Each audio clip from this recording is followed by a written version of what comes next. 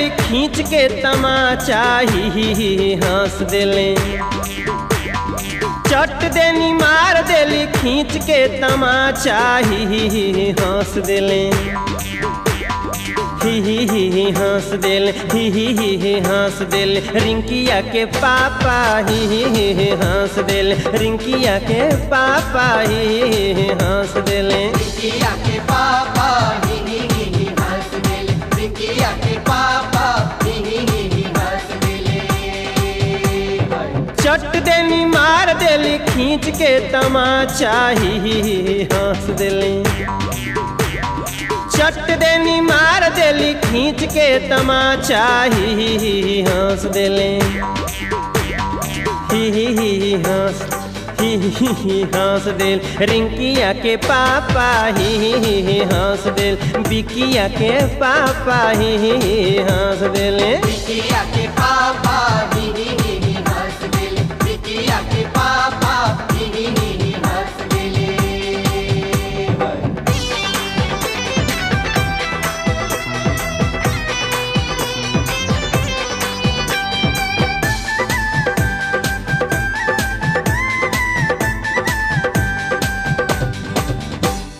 सुनीला की मर्द के ना नाम लिहल जाला।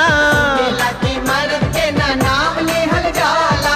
इनके बिना नाम लिहले कुछो ना कहाला। इनके बिना नाम लिहले कुछो ना कहाला। सुनीला की मर्द के ना नाम लिहल जाला। इनसे बिना नाम लिहले कुछो ना कहाला। नाम लेके कहेली कि चाय दो जरा सा। नाम लेके कहेली कि चाय दो जरा सा ही हंस देले।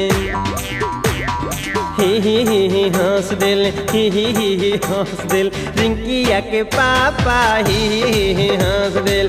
बिकिया के पापा ही हंस देले। रिंकिया के पापा ही हंस देले। रिंकिया के पापा ही हंस देले।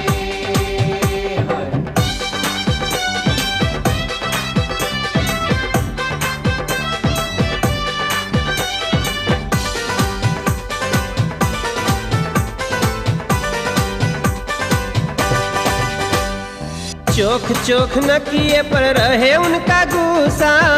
चोख नकिए पे रहे उनका गुस्सा। प्यार में वो पीट के छोड़ाए देली भूसा। पीट के छुड़ाए देली भूसा। एक दिन चोन्हाए के वो पूछ दिहली प्यार में। जुटल रहे घर सारा ओह दिन वो सार में। डार्लिंग अपनी शादी में तुमने क्यों नहीं नाचा। डार्लिंग अपनी शादी में तुमने क्यों नहीं नाचा ही हंस दिल। ही हंस दिल ही हंस दिल चंदन हवा के पापा ही हंस दिल। चंदन हवा के पापा ही चंदनवा के पापा ही हंस देले। चंदनवा के पापा ही हंस देले।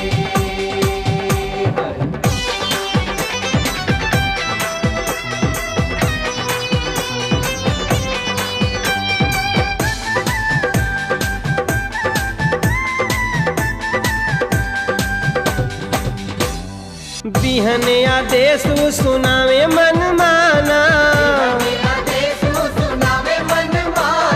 ऑफिस से जब आना हरी सब्जी लेते आना। जब आना हरी सब्जी लेते आना।